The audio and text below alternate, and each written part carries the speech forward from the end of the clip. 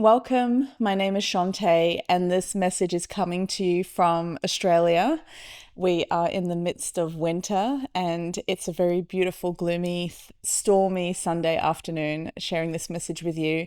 And I was inspired a few days ago to create this film and to start a whole series on how to be spiritual because I think the spiritual path is very confusing. There is so much information out there. It doesn't really have any coherence. It doesn't really make sense and it feels quite scattered. It took me a really long time to get my grasp around some of the basics and the fundamentals. So I thought I better share this because there must be someone who's like where I was 3, 4 years ago. Going to retreats, spending a lot of money on retreats, going to healers, going to mediums, buying crystals, doing tarot, going to a church, going to different temples, just everything, right? Everything. And once you find it, like once you understand what spirituality is all about, it's so beautiful. It's so beautiful and it's free and it completely changes your life. I finally got to a place where my thirst was quenched. So I want to show you how to get to that place. But I will put a disclaimer here in that the intention here is not for you to just buy anything that I'm saying or just write it down and mimic what I'm saying. That actually is one of the first things we're going to talk about today. You have to find it for yourself and you will be guided. My intention is just to give you like a structure to work with, but use your own discernment.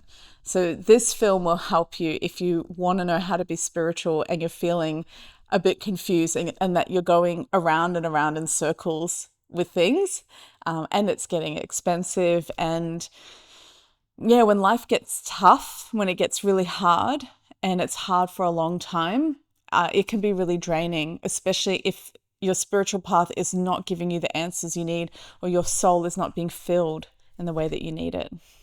So let's begin. How to be spiritual. So the first thing that you need to start with is actually to delete everything you know.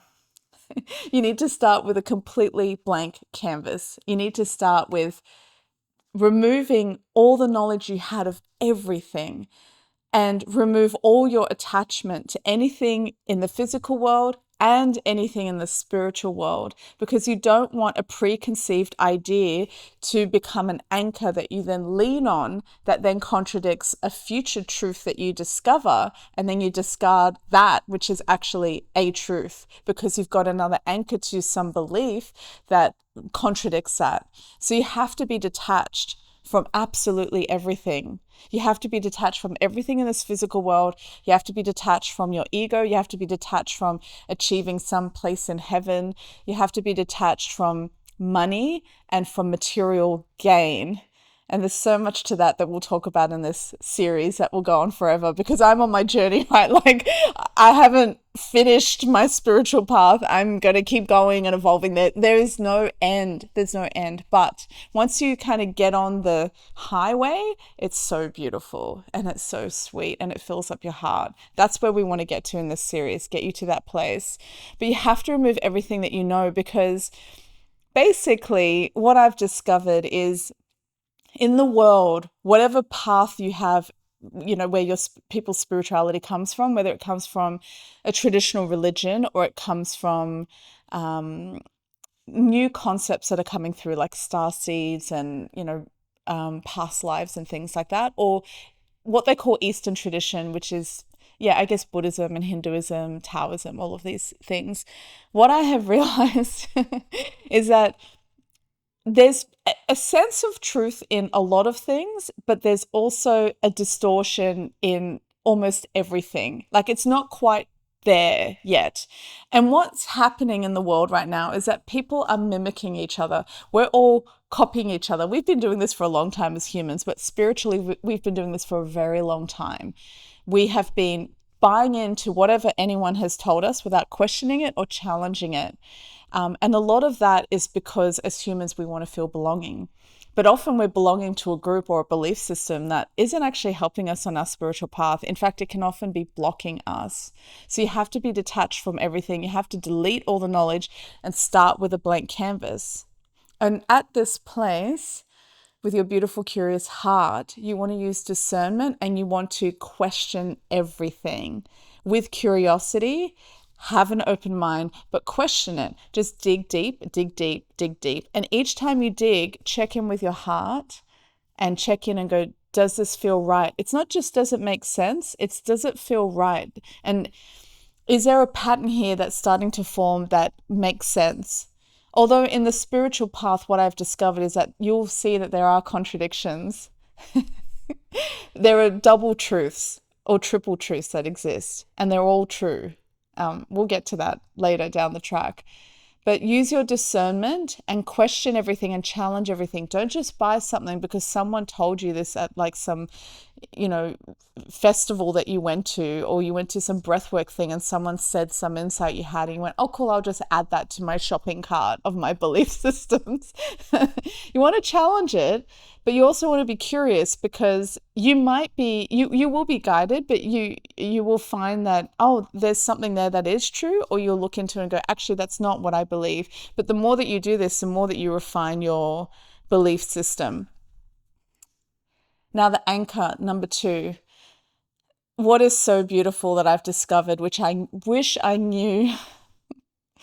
I wish I knew at the beginning of like my existence, but I particularly wish I knew at the beginning of my spiritual path, which is that the anchor, my friend, it needs to be your heart. It needs to be your heart, not the mind, not the mind. It has to be the heart. And what I've discovered is that your heart, my friend, your heart is actually the portal to your soul, and your heart is a portal to the spiritual worlds. It's not the mind, it's the heart. This is what's so beautiful, because the spiritual path is actually a love story. It is a love story of you returning to the beloved, to the divine who has created you, and she loves you so dearly. So the whole spiritual path is actually just returning home. It's returning back to a place that you came from, but with a greater expression of the divine within you.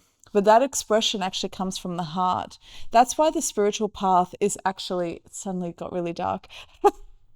That's why the spiritual path, it will be an emotional path, and your emotions are beautiful. They are beautiful, and you will feel highs and lows, and you'll feel despair and hopelessness and crying out for help. That is actually a healthy sign that your heart is opening to the beloved, to the divine who has created you.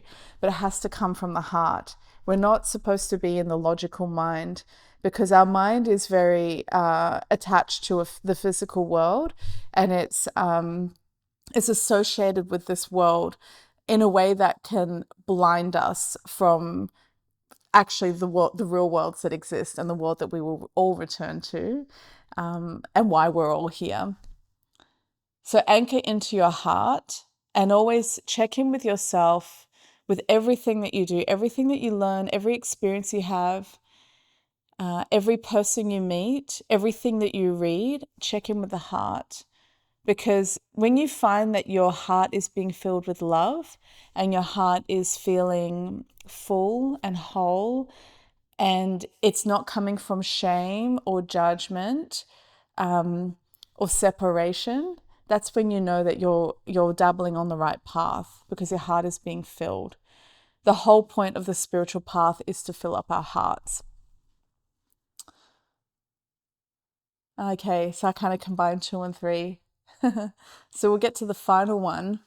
Again, I wish I was more conscious of this, because if I had known this at the beginning, I would have been more aware of the signs that I was getting, both the signs of go down this path and see where you go, because it could be you'll open this door, but that will open this door, and then you'll end up over here, or this door is closing for a reason, and you have to trust that. Often we're told that we're just on the path on our own, returning to ourself, but the truth is there is no real self. The self is actually a reflection, a mirror of her. So, on this spiritual path, my friend, it's so important for you to ask for guidance and ask for guidance from her, the beloved, the divine, who has created you. She has created everything. She's one being, she has no physical form, and she loves you so dearly. And she will guide you. She will guide you home, because the whole point of your creation is to come home back to her and to reflect these beautiful attributes and qualities in her. So, of course, she's going to guide you. The problem is we don't ask for help. We don't ask her for help. And asking the universe, which is what I used to do, doesn't work, because when you ask the universe, you're not conscious of connecting to a conscious being. You're kind of like connecting to a physical form, which is the universe, which is actually just a creation of her. And she is so beyond that. Her intelligence, her mind is beyond anything we can ever grasp. But when you tune into her and ask her for guidance, she'll guide you on the steps, and there'll be many steps. I'm still on my journey. I am still learning. Almost every day I have a new insight that is just wild, that just changes everything. And this is years and years and years of being down the track and reading a lot of books and being in a lot of spaces, and I'm still learning. So there's no end, but it becomes really beautiful and really, really sweet. There is a quote I wanted to share as well about the heart, and it's from Baha'u'llah's writings, and it says, "Thy heart is my home, sanctify it for my descent."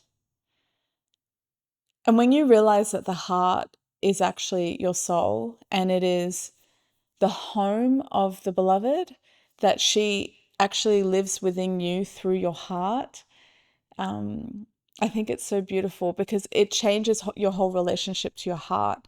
We separate our heart in the spiritual spaces. We do that in the traditional spiritual spaces. We like shame emotion and we shame weakness. We put shame on each other. And then in more, I guess, modern, what's happening in the West, which is dabbling into a lot of different spaces, we disassociate from our emotions and we intellectualize it and we psychoanalyze it. And we again disconnect from the heart. But our heart is actually the portal to the soul. And so once you have this framework, which is clear the slate, delete everything you know, remove all attachment to the physical world and the spiritual world, remove attachment to anything, start clean, use your discernment to connect in with your heart and connect to her. It's like a spiritual chiropractic adjustment. And it can be jarring, because majority of the world doesn't go on the path this way. Everyone mimics each other. We're kind of like sheep. We mimic each other and we go from the mind, and it's like we never really start the journey. And once you have this adjustment and you come in to this framework to guide you on the path, then you can grow. You will grow faster. You'll fly faster on your path, and things will start to flow and they'll start to make sense for you. And then you'll realize, wow, there's this whole journey ahead of me, and there's so much to learn about myself and about the world and about who this being is. Like, who is this being that created me and created everything? And we can't even understand her. Like quantum physics, which I love to read about, we're barely touching the surface of what the intelligence that has been created in everything in creation. So there's no end to learning about who you really are, my friend, and what this world really is and why we're here. If you've come back, why you're here again. But yeah, I hope that gives you, I guess, something to work with. Yeah. And ask her for guidance all the time with everything, not just your spiritual path. Ask her for guidance with work, with your relationships, with your personal life, with your finances. Ask her for help. You don't need to ask a robot online. You have this divine intelligence that is so much greater than anything a human can create. And she loves you so much, and she wants to guide you on the path. The problem is we don't ask her for help. We don't ask. And once we learn to ask her for help and to trust and have this deep faith with her and this loving bond with her, everything becomes so sweet on the path. It becomes so sweet and so beautiful. And our eyes open to realities that we didn't know were possible, we didn't know existed, but they're right here. There's just a beautiful silk veil between us. And that, my friend, is when it gets really fun. So I hope this supports you on your spiritual path. And to end, let's take a deep breath together, my friend. Let's take a deep breath together.